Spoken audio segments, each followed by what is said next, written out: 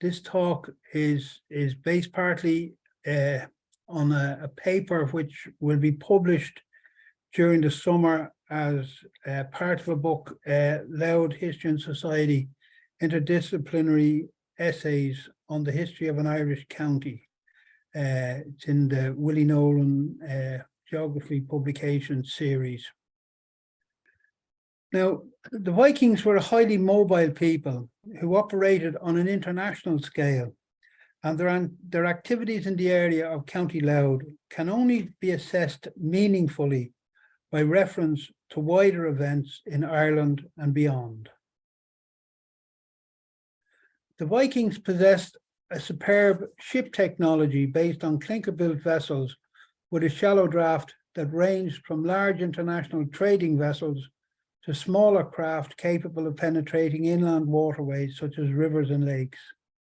And the Viking vessels used wind and oar power.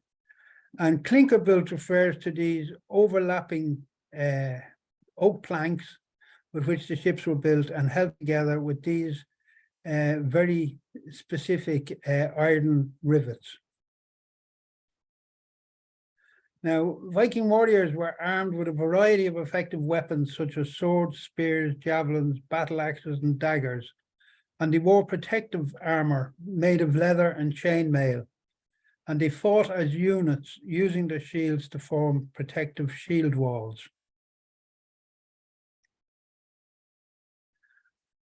And despite being the smallest Irish county, modern Louth incorporates the territories of 4 ancient kingdoms. Connolly here was formed by the Connolly on the plain of Morhevna in North County Louth, which is coextensive with the baronies of Louth and Upper Dundalk. It was an independent kingdom forming part of the over-kingdom of the Ullud.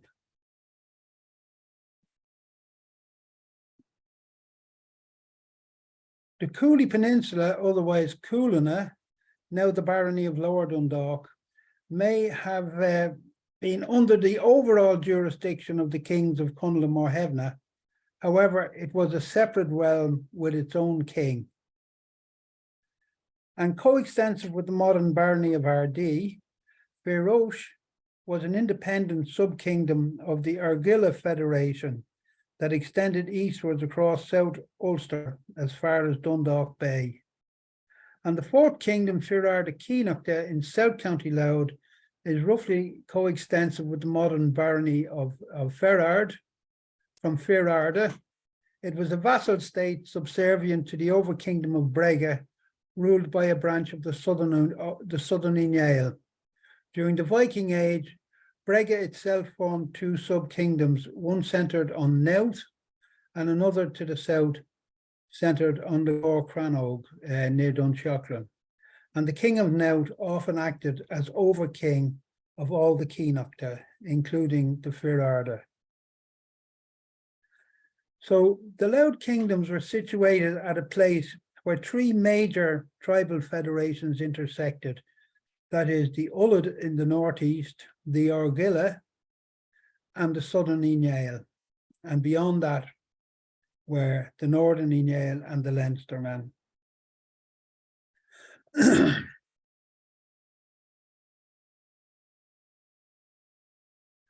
Now, as you can see, County Louth is well represented on a map of locations where conflict took place during the Viking Age.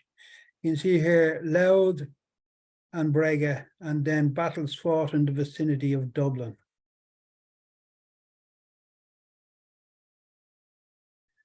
Now, the earliest recorded Viking raids on Ireland took place in 795, when, following an attack on Skye in the Hebrides and Iona, Rathlin Island was attacked.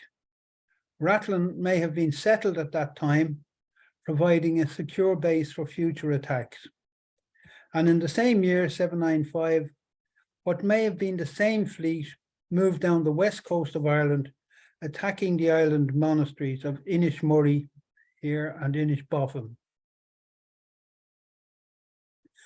Vikings on the west coast went on to establish farms on the Macker or sand-based coastal grasslands that were suitable for grazing animals and for cereal production.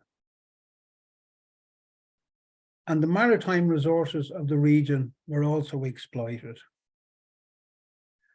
Now, over the next couple of decades, the Vikings developed sufficient critical mass to commence assaults on the more powerful Irish kingdoms situated along the north and east coasts. In 823 and 824, the monastery of Bangor in County Down was attacked.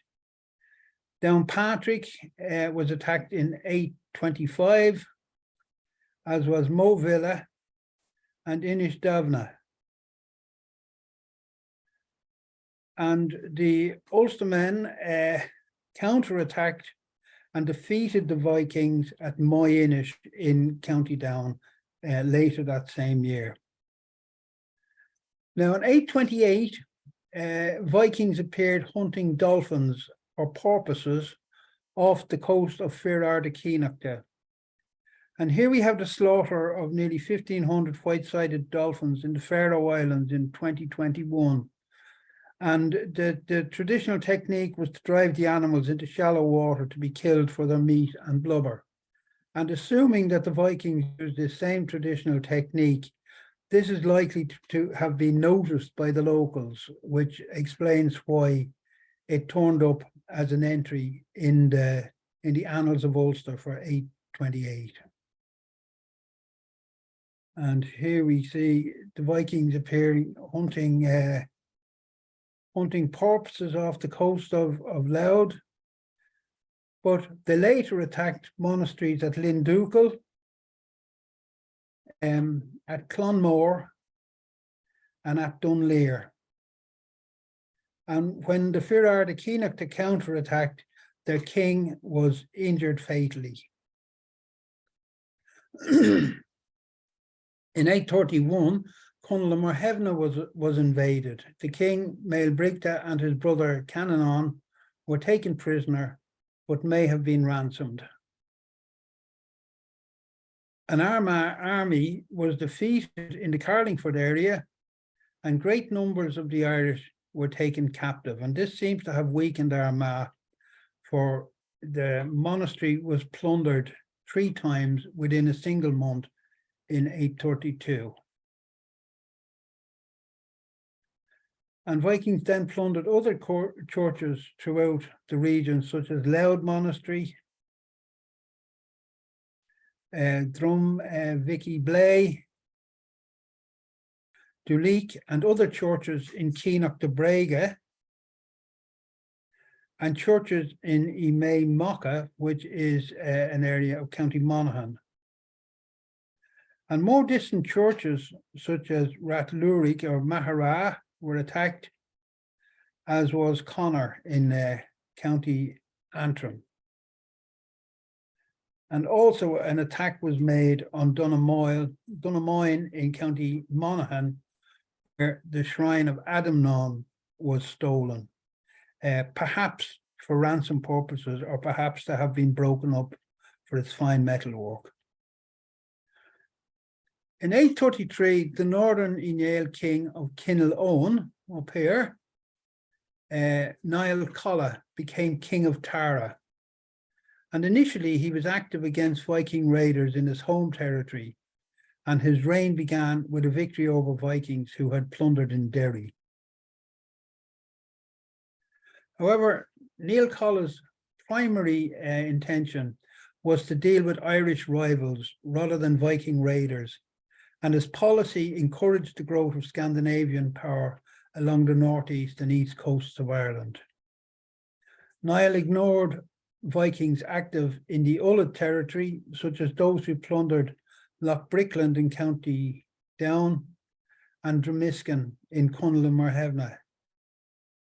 In the following year, Vikings raided 2 neighbouring monasteries at Slane and Fenner on the Boyne in Keenock de Brega. In 835, Niall attacked Leinster and set up Bran MacPhailin as a puppet king.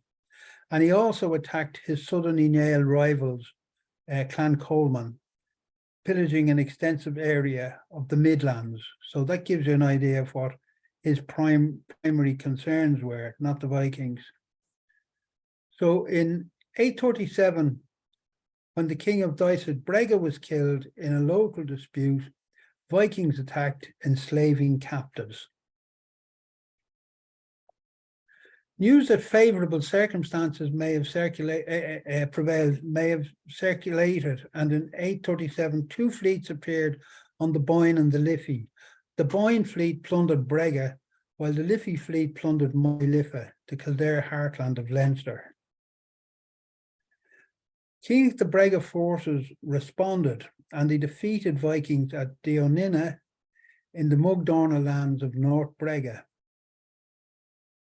And in a separate action in 837, the Keenach that killed Saxolb, described as chief of all the foreigners, who may have been the overall commander of the two fleets. A Southern Ineal army also counterattacked and fought Vikings at Invernabark, which is the Boyne estuary, in which there was great slaughter of the Irish, although the principal kings all escaped.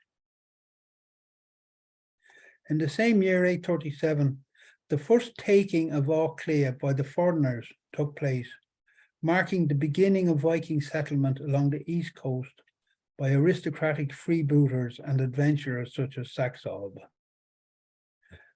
Now, the Southern Ineal attack on the Boyne estuary in 837 may have been directed against the Lungfort, or ship fortress, constructed by the Vikings to secure the estuary.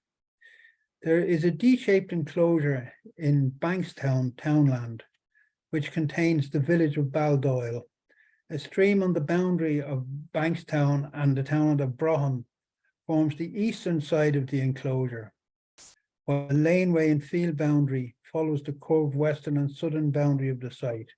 The name Baldoyle comes from Bolla Duachaill, meaning the town of the black foreigner. Now, this is the River Boyne here, if you can see my cursor, and here we have the intertidal area of the river, and there's a stream running down here into the Boyne, which would have protected one side of an enclosure. You can see this D-shaped area. This is raised ground, and Brohan, it's a term for very soft marshy ground. So the site would have been fully protected on this flank. This is typical of the fortresses which the Vikings erected in Ireland.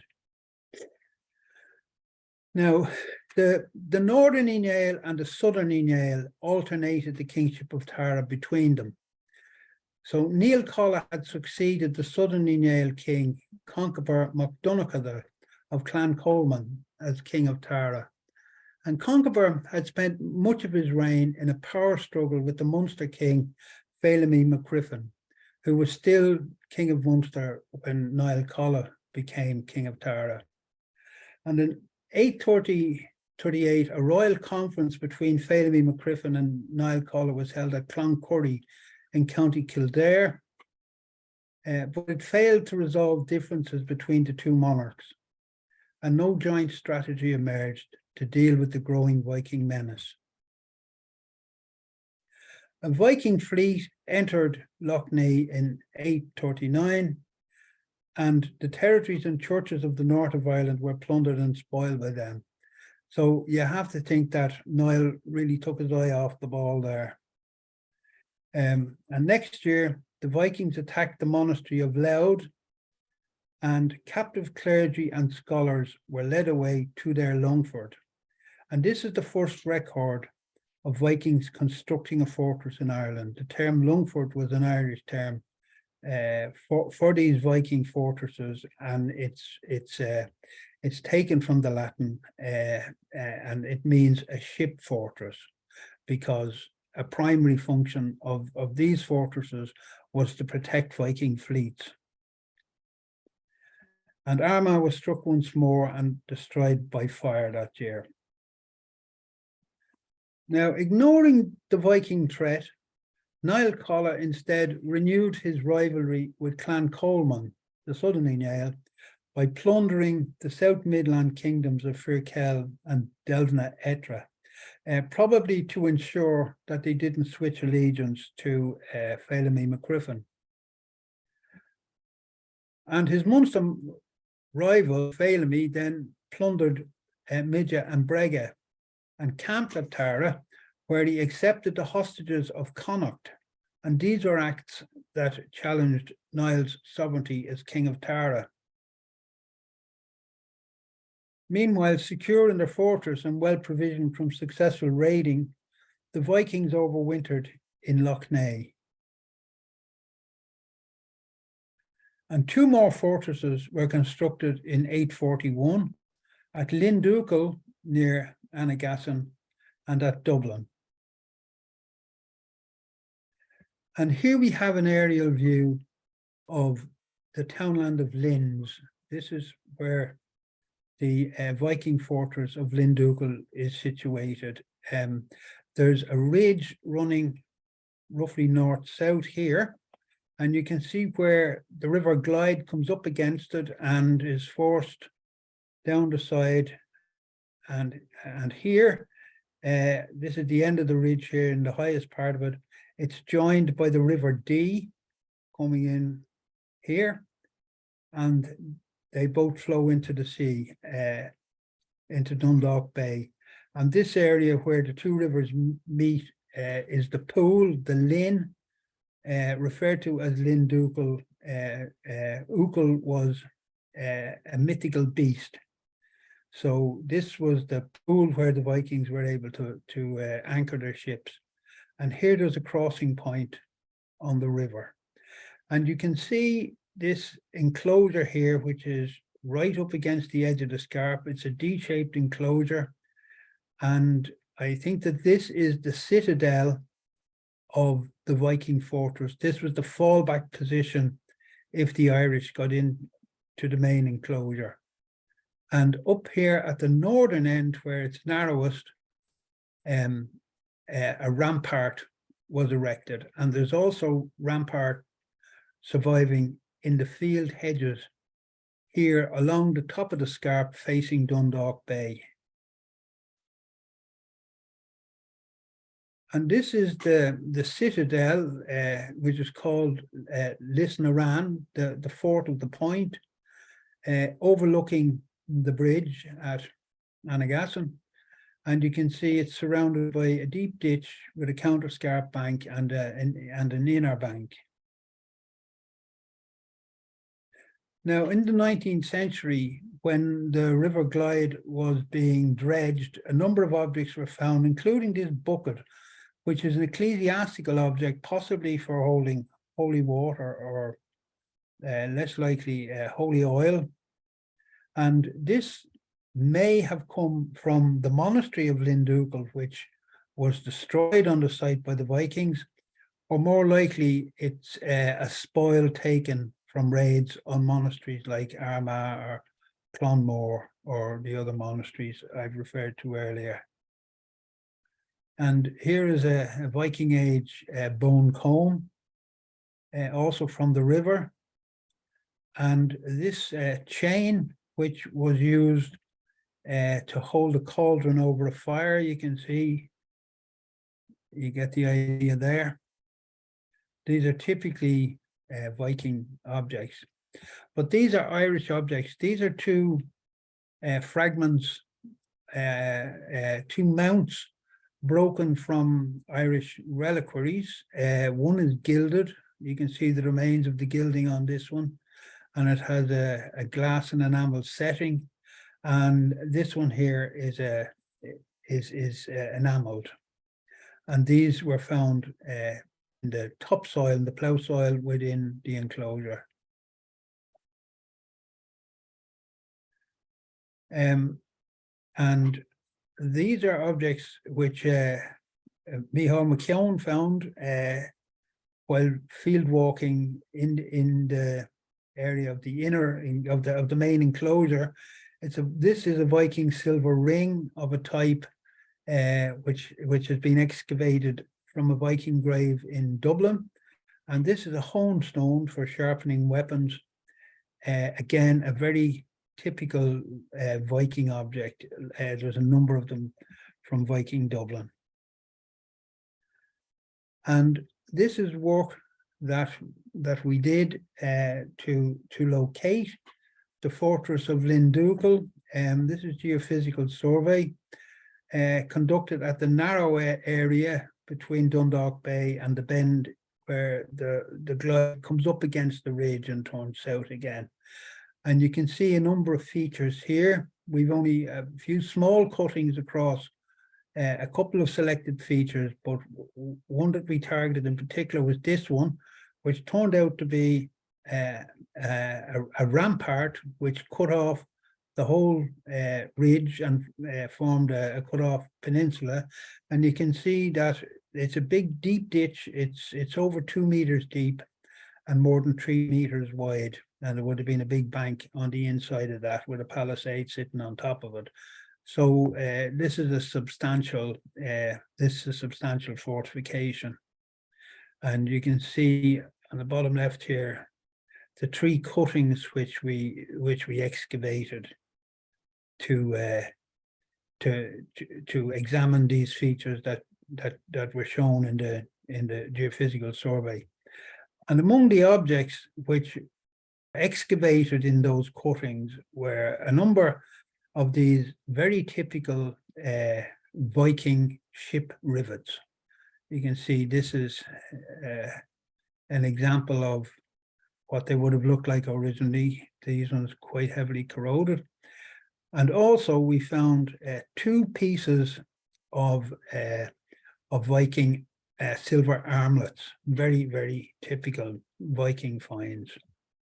So that's just a for example of the objects that were found, but clearly this is Viking age archaeology. And that's a survey of the site, just to refresh you on that. The glide and the D coming in from the opposite direction. And then the pool, the grey area is all intertidal. So this is all underwater when the tide is in. And then there's this big rampart here that we put a cutting across. And then along here, there's also the remains of banks and ditches. So this whole area here facing the intertidal area of Dundalk Bay would also have been fortified. And here is Lisnaran overlooking the crossing area on the river.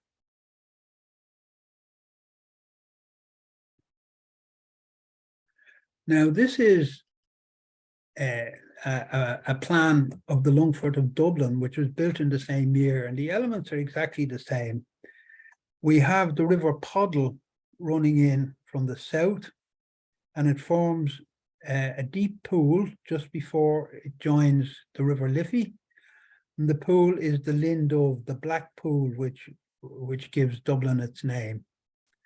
And there was a ford on the river here, this area here, and then a rampart running round protecting the Viking fortress. And within that, at the location where Dublin Castle now stands, there was a citadel similar to what we found at Lisnaran.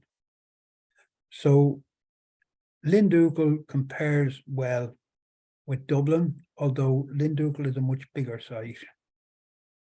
And just to remind us that the early Viking settlement at Dublin was excavated. This is the Wood Quay excavations, and there are a number of 9th century houses with good radiocarbon dates as well, which have been excavated there.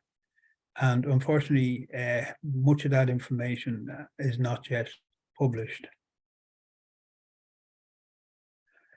So immediately after establishing the Longford of Linn Duachaill, the Vikings raided deep into the hinterland, and the peoples and churches of Tetba, which is in County Longford, were plundered.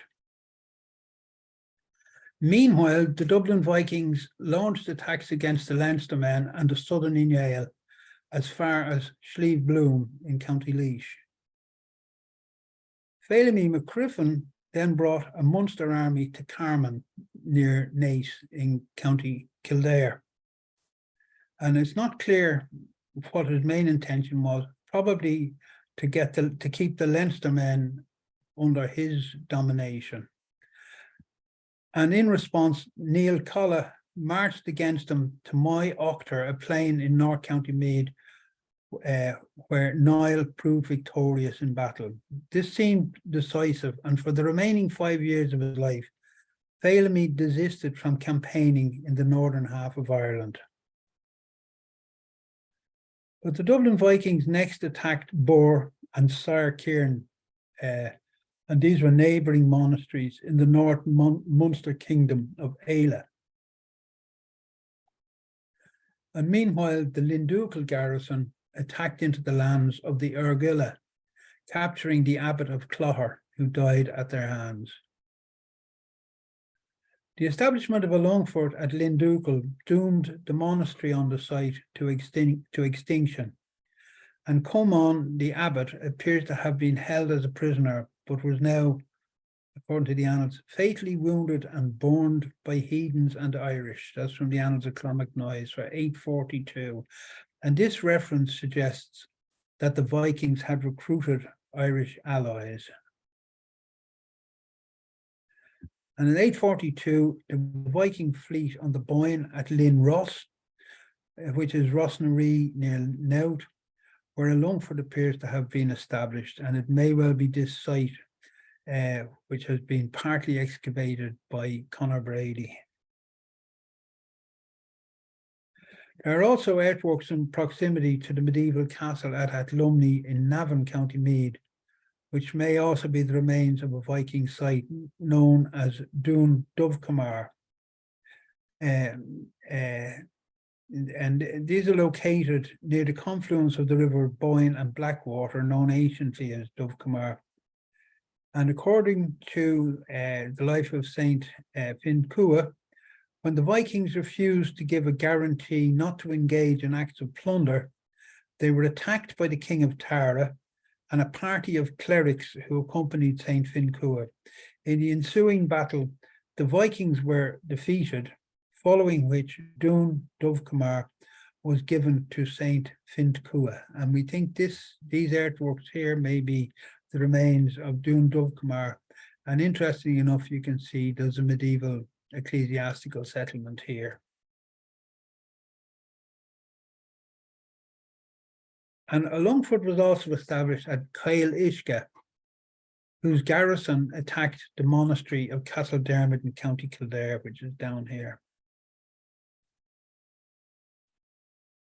Now, Cael Uisge is generally thought to mean narrow water on the Newry River, and it has been suspected that there may have been a Viking fortress in the vicinity of this castle on the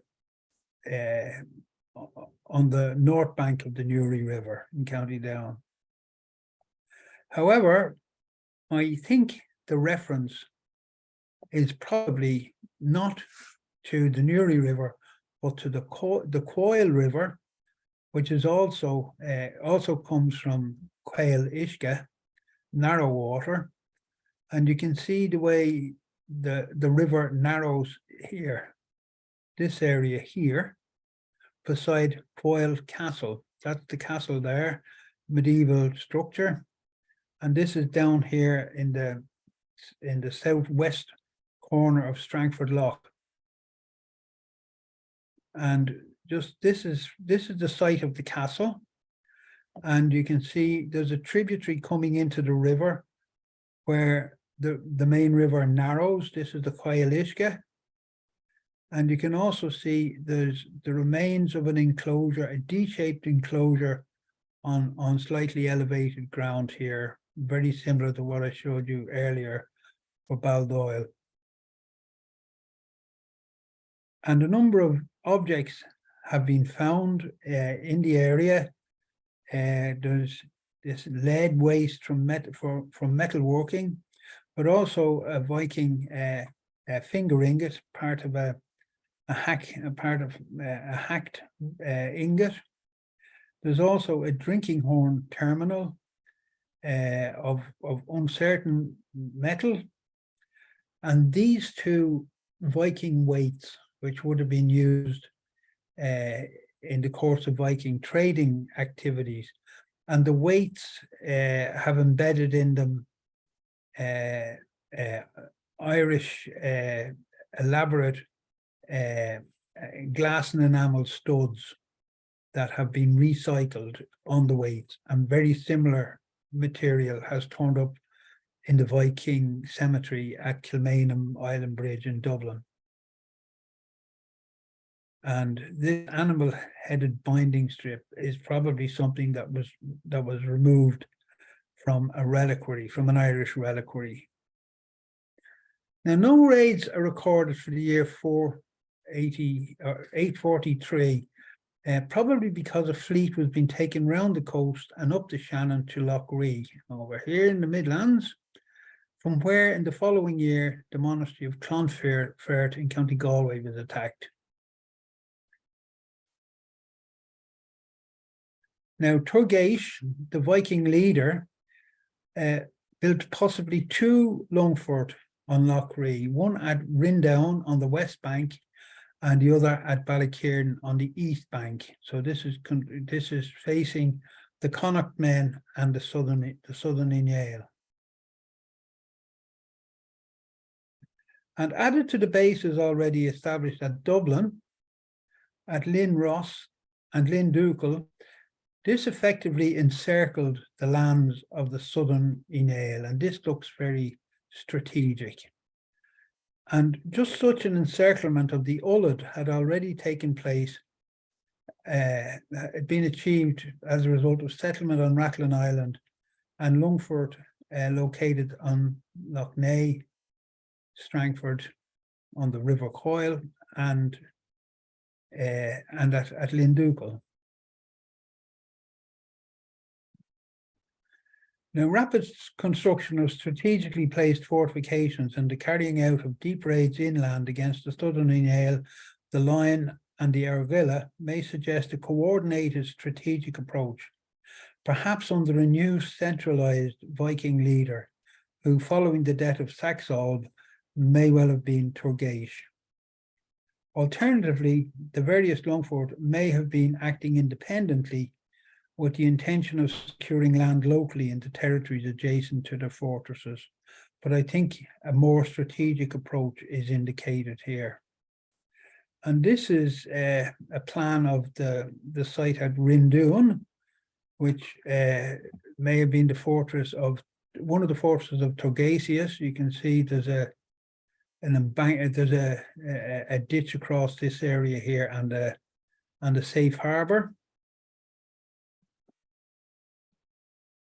And this is the one on the southeast side of Lough Ree at Ballykieran, where Tom Fanning, the late Tom Fanning, did a small excavation, which was somewhat inconclusive. But in this immediate area, there are a number of very important Viking hoards of silver and of Anglo-Saxon coins.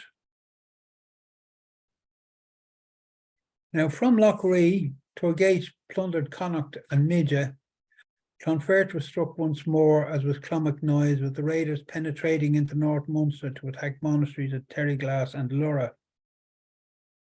Meanwhile, Dublin Vikings established a marching camp, or a Dunad, at Clún Andavar, or Cloney in County Kildare, and they campaigned through the southern Midland counties of Kildare, Offaly and Laois as far as North Munster.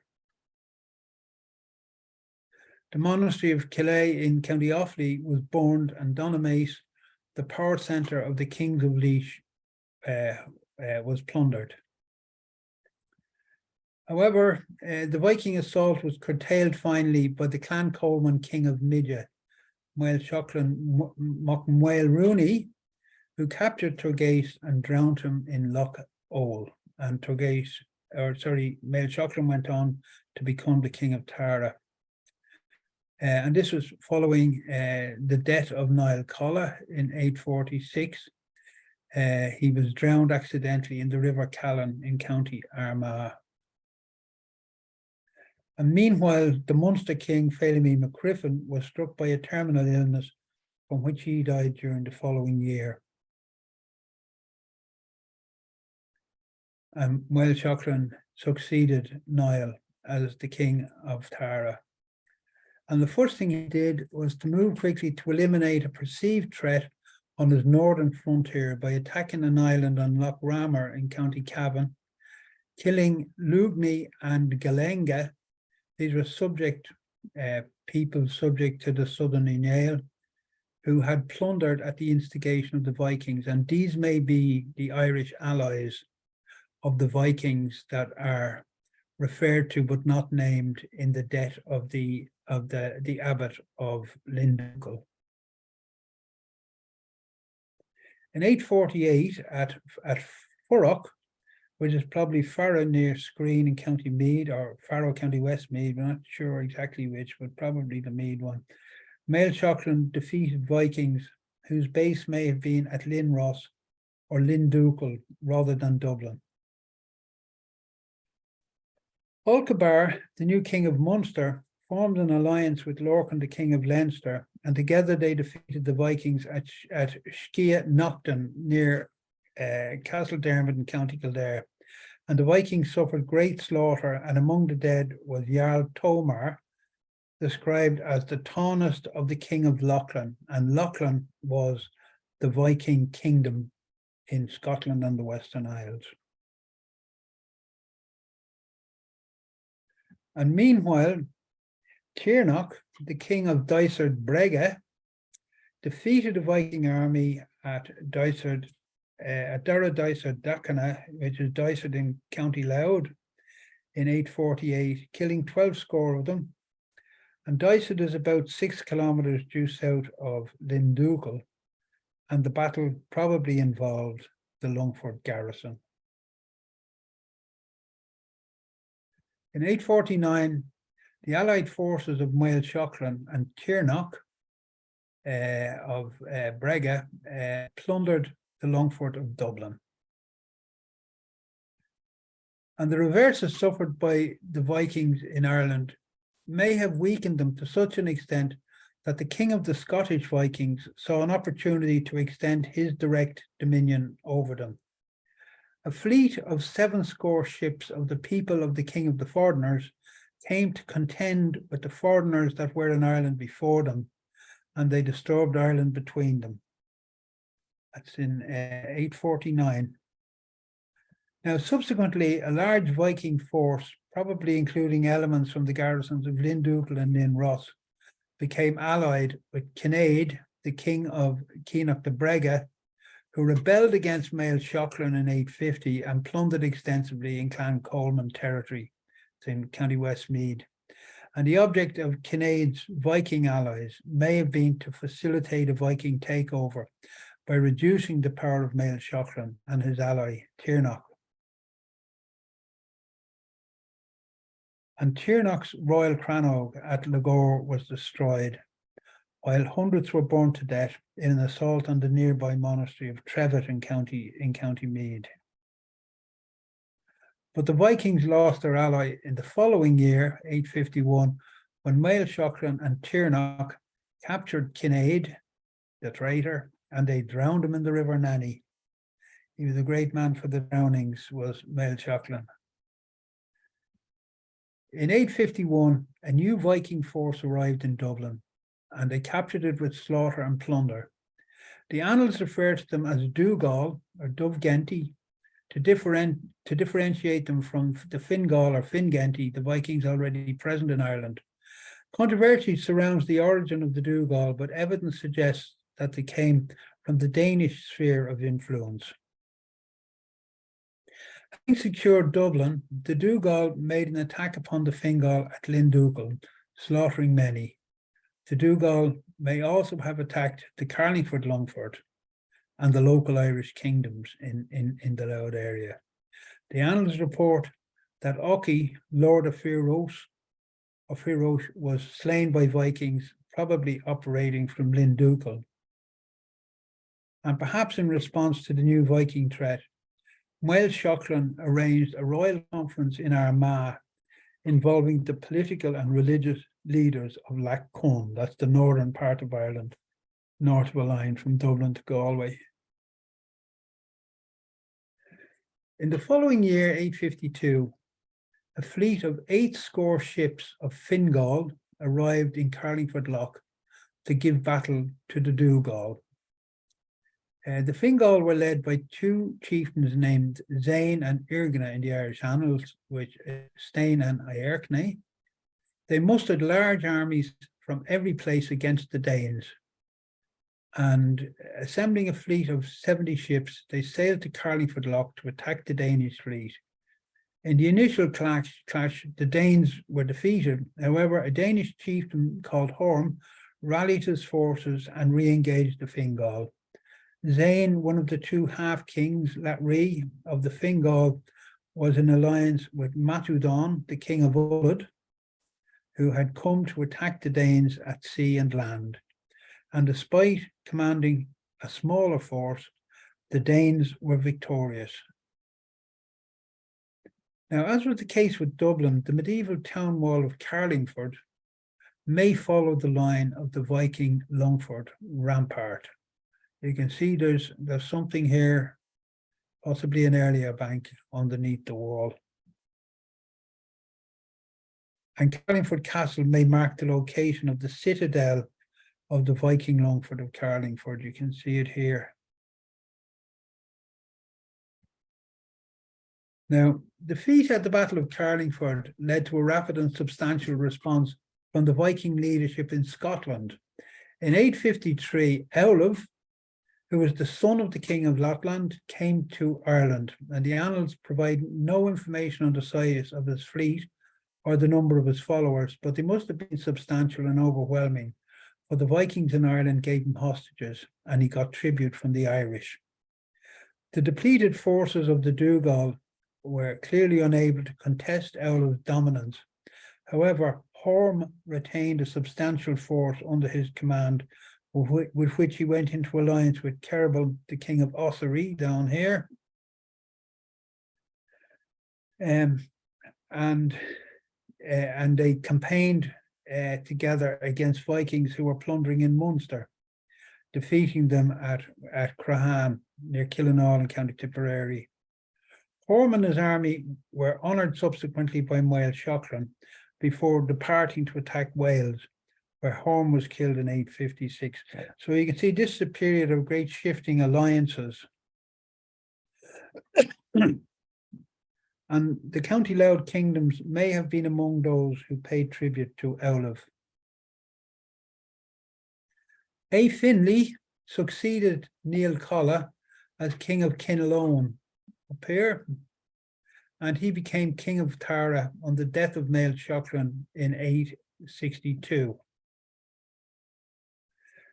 Now, Viking strongholds on the north coast may have been under Dublin control, or indeed Linn Duachaill control, and fearing the prospect of an extensive Viking coastal territory being established, A plundered the bases in 866, seizing their flocks and herds, and A then defeated the Vikings of Lough Foyle, effectively driving the Vikings out of the north.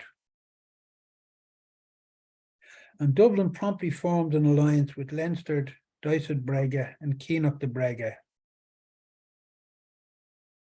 A attacked Brega to establish his dominance in 868, whereupon a great fleet at the mouth of the Boyne joined the forces opposing him.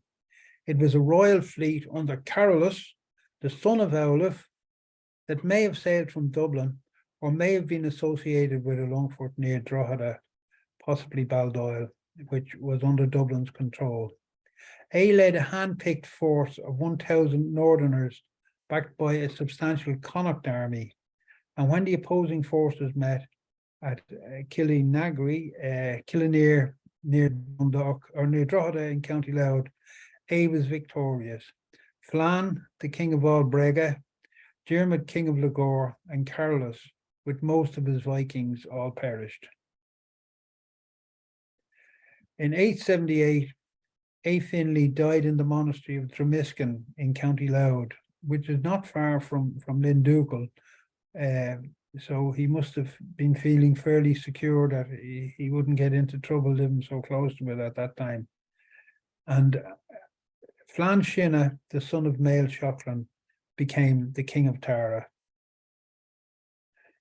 Following the deaths of Eilif and his brother Ivar, Dublin were weakened by interdynastic strife among the Vikings, and in 902, Brege and Leinster turned on their former ally and plundered Dublin, expelling the leadership. That's the Viking leadership, which returned to Britain. And the arrival of a large fleet in Waterford Harbour in 914 heralded a new Viking age. You can see a fleet pulling in here into Waterford. In 917, two leaders of the exiled Dublin dynasty took control of Viking activities in Ireland. Ragnall, the king of Danish Northumbria, up here, established himself as king of Waterford, while his kinsman Sitric Caic set his sights on Dublin.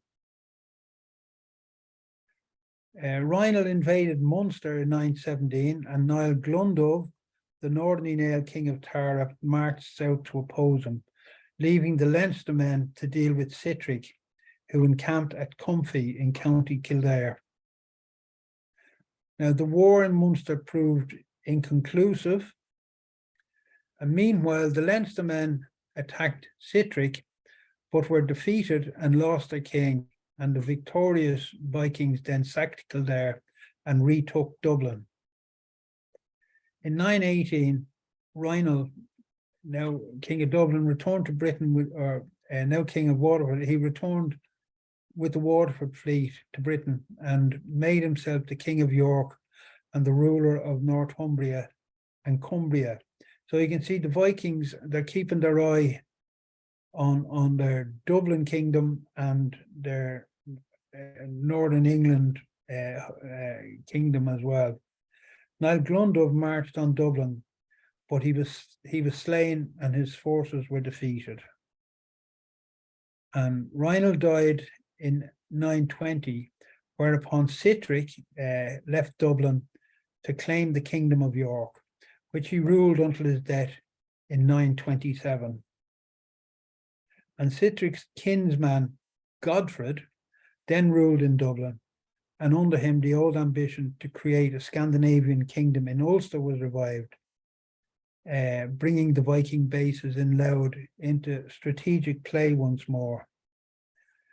Donogh Dun Mac Flann of Clan Colman succeeded Niall Glundov as king of Tara, and in 920 he secured revenge for the Viking victory over Niall, winning a great battle over the Vikings in Keenach de Brege.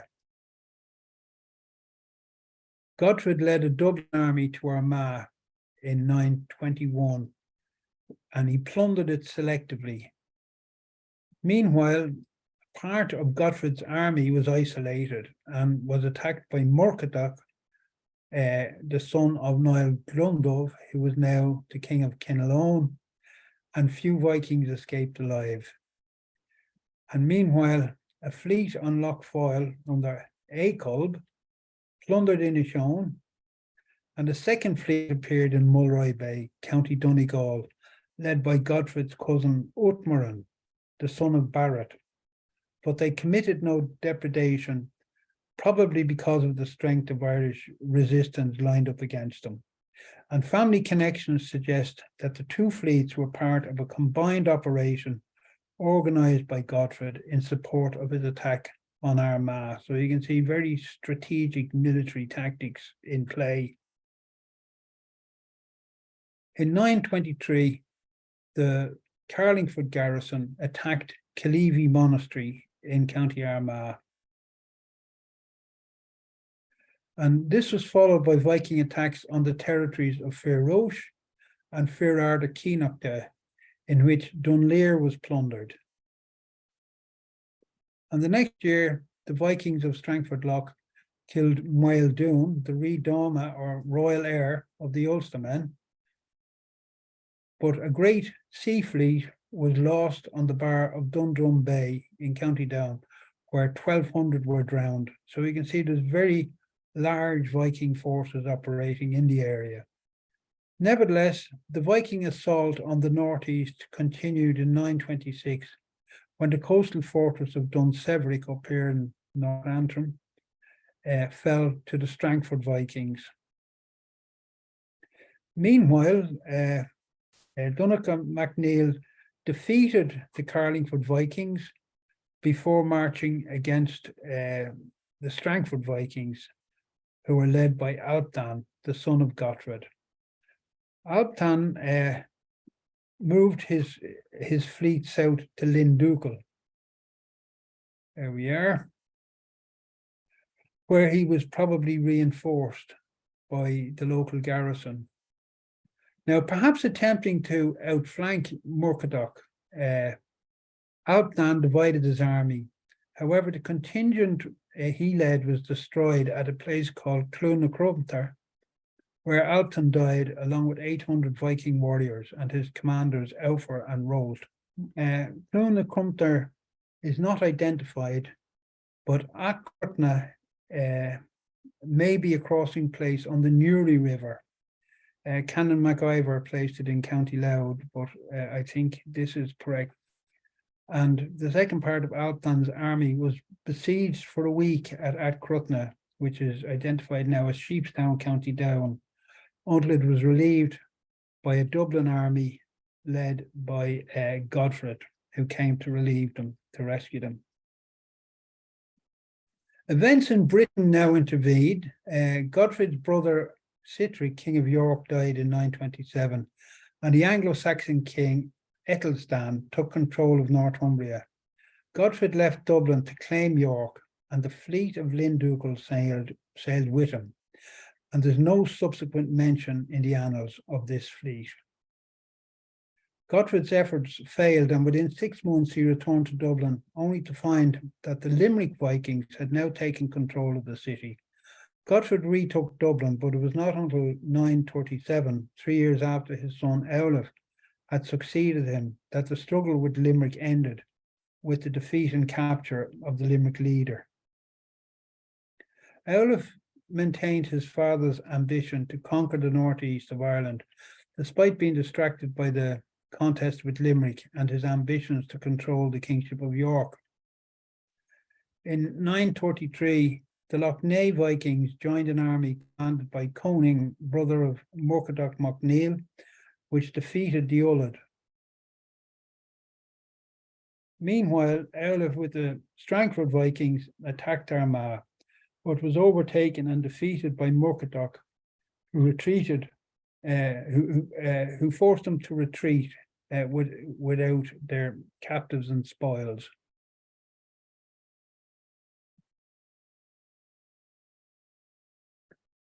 Now, in 939, Vikings attacked Alioch, where they captured Murkertach MacNeill, for whom a ransom was paid.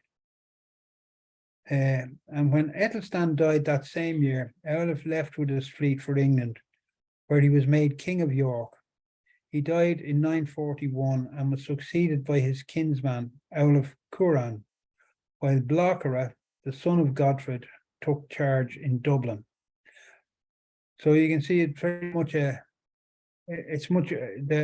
kingship of Dublin and York is very much a family affair.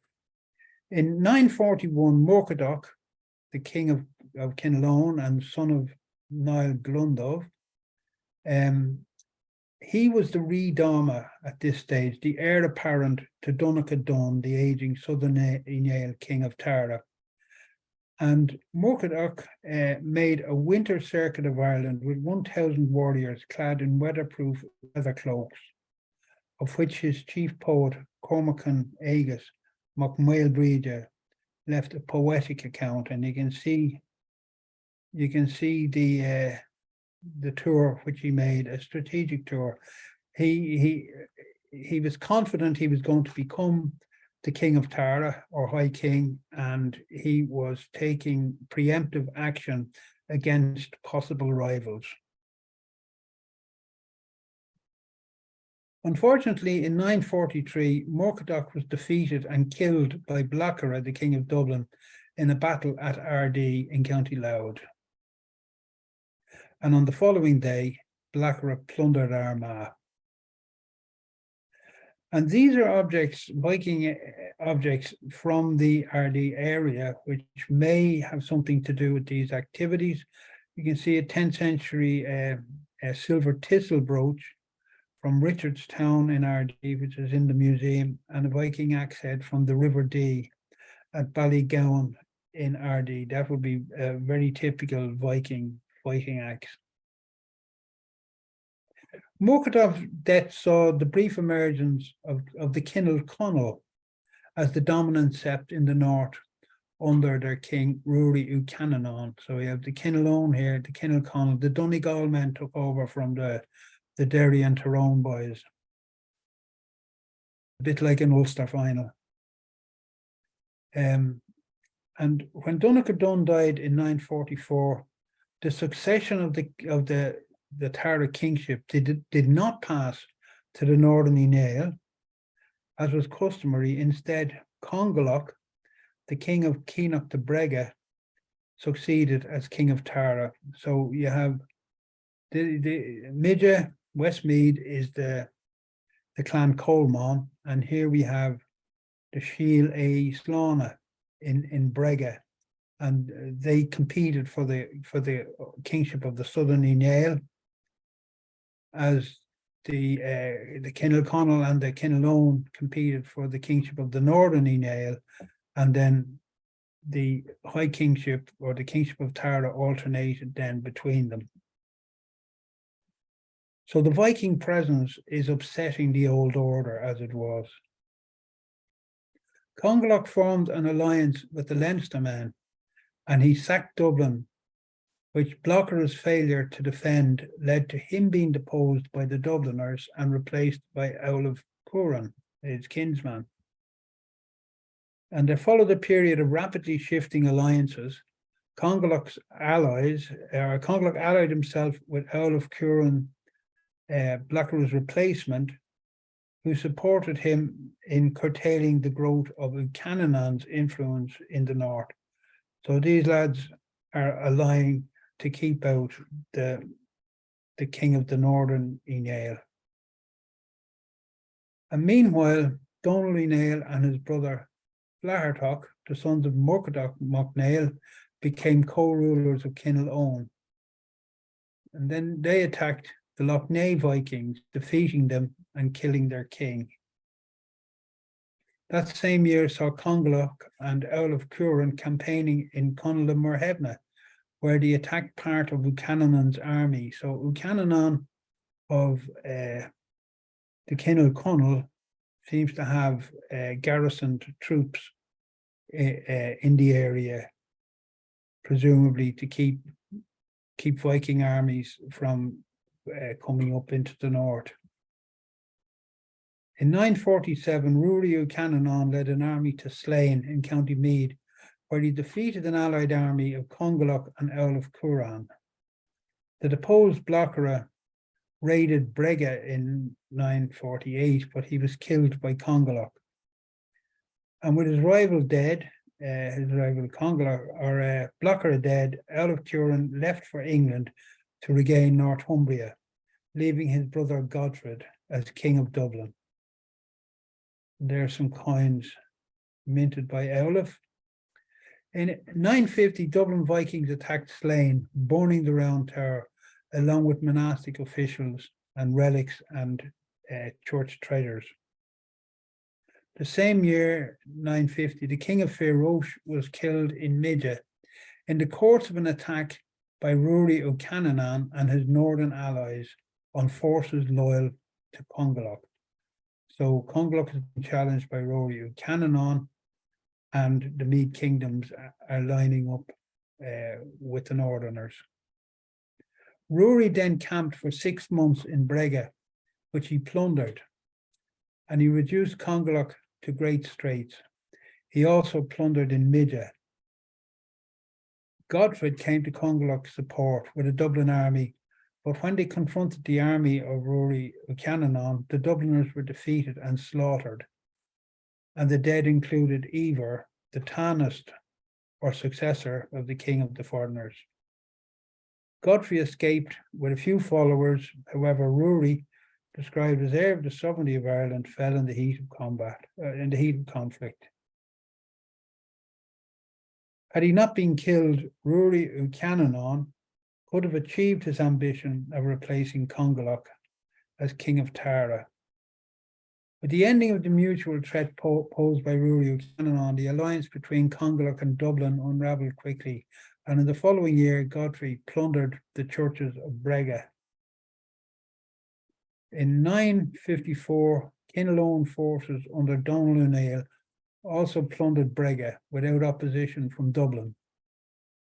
Congalach plundered Leinster in 956, but he was ambushed and killed by the Dubliners as he returned home. Among those killed in Congalach's retinue were Matadon Mackay, king of Ullud, Cormac MacCatelan, king of the Fir Keenachta, and of course, without the support of these northern kings, it's unlikely that Congalach would have achieved or retained the kingship of Tara.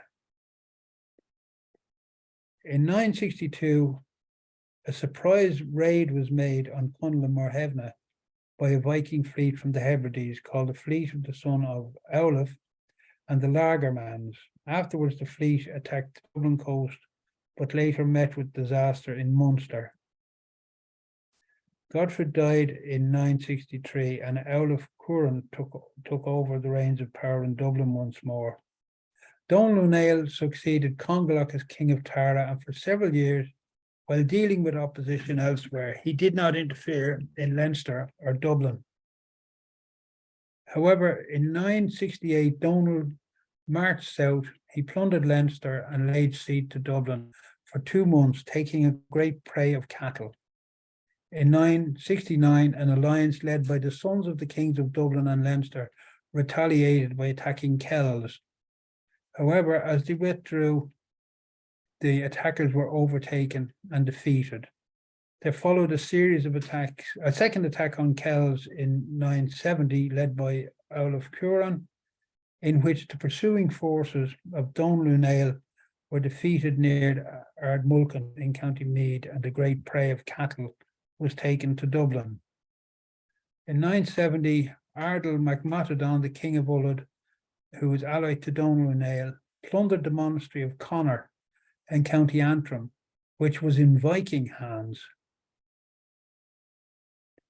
And in 970, Ardgal accompanied Donal on a campaign into the Midlands, but was killed at the Battle of Kilmoon in County Meath, fighting a new alliance formed by Olaf Cuaran with Congalach's son Donal, king of Keenach de Brega. And dying alongside Argyll were other northern leaders, including Donachan MacMail Murrah, the king of Argyll, Kinnaid MacCrongilla, the king of Cunla Morhevna, and Fergus Field, the king of Coolina. So all of the Louth kingdoms involved there. There followed revenge attacks led by Donal and his son Murdoch against monasteries in County Louth. However, the annals specify that these assaults were against the foreigners.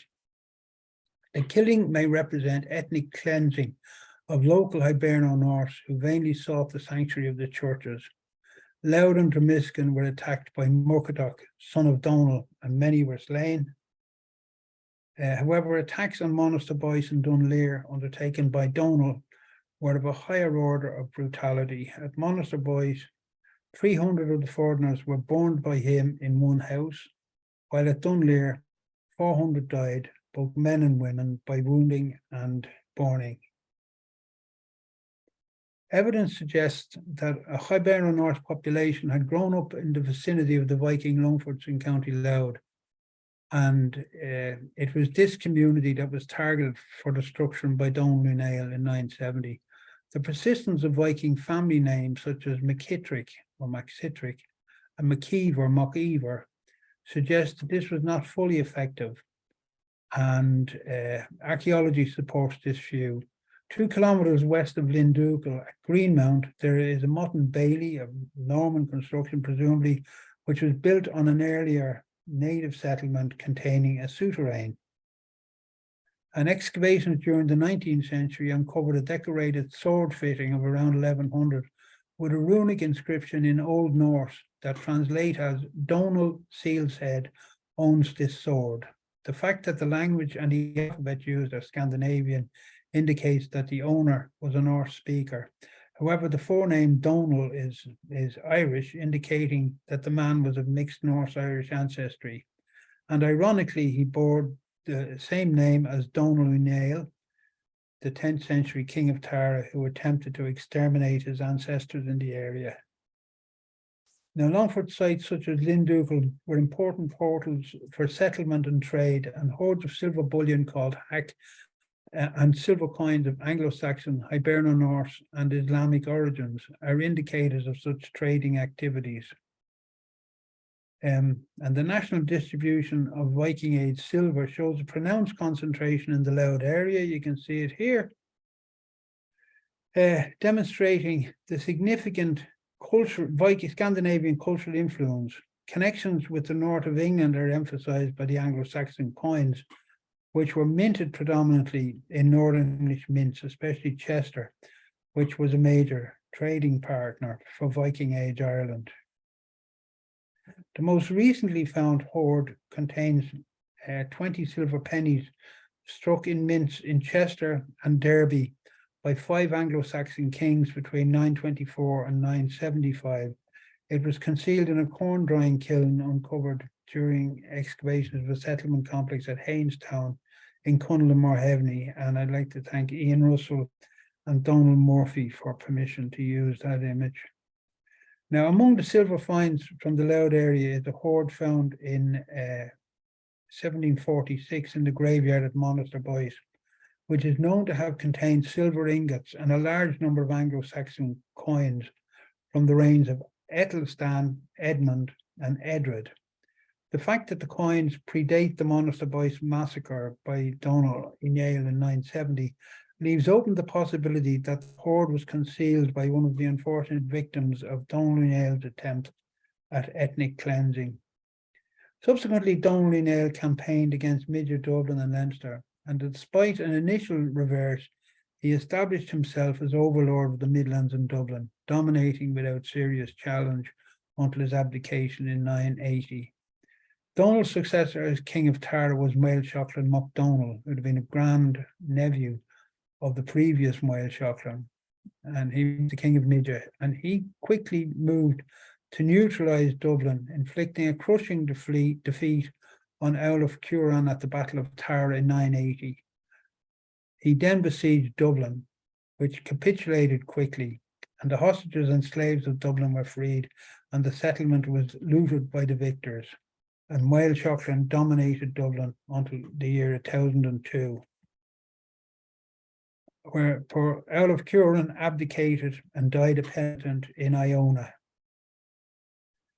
In 1002, a new rising power of Munster, Brian Boru, the Dalgash king of Munster, compelled both the Dublin king Sitric, son of Aulaf Cuaran, and Mael Sheachlan Mac Donal, the king of Tara, to recognise him as their overlord.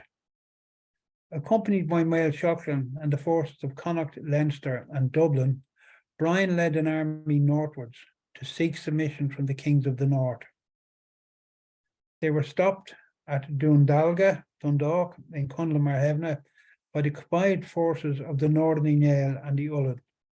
No blows were struck, however, Brian departed without taking the hostages of the north.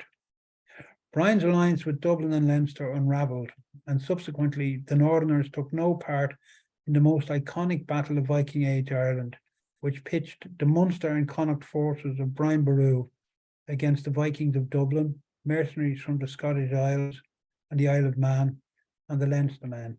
However, the historiographers of Brian's dynasty would ensure that the battle fought at Clontarf outside Dublin on Good Friday 1014 would pass quickly from history into legend.